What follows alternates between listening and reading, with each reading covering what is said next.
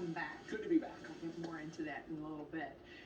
Less than 24 hours ago, this was the scene in Columbiana County when emergency crews conducted a fiery, controlled release in order to avoid what could have been a catastrophic explosion of toxic chemicals and materials after a train derailed late Friday. Boy, just incredible visuals there. The railroad company says all of the toxic chemicals have now burned off, and the 5 rail cars that they released are now empty.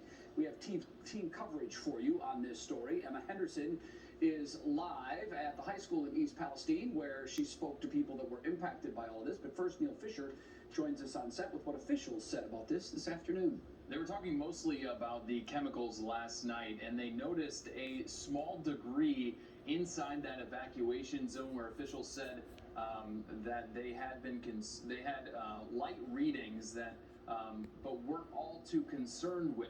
That their plan to release the chemicals went as they expected. A hazmat member from Stark County tells me this was in an as controlled environment as it could have been, which is why it was their best option. During a brief press conference today, the United States EPA says they're focused on getting data inside that evacuation zone. We're increasing our air monitoring within the 1 mile evacuation zone to get data for what the situation is now. Ultimately, hopefully in the near future to return, lift that evacuation, get people back in their homes. The EPA did respond to several calls because of the odors and smoke in other communities outside the evacuation zone, but the EPA did not find any levels of concern outside that evacuation zone. Groundwater and air quality will continue to be watched by the EPA and local hazmat teams to ensure it's safe for residents to return, but officials at the press conference had no indications that could be anytime soon. We'll hear from that member of the hazmat team coming up at 5:30. Do we have any idea what the chemicals are that they're testing for?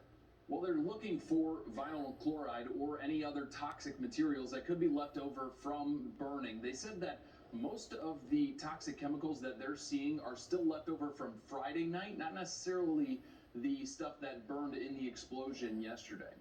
Wow.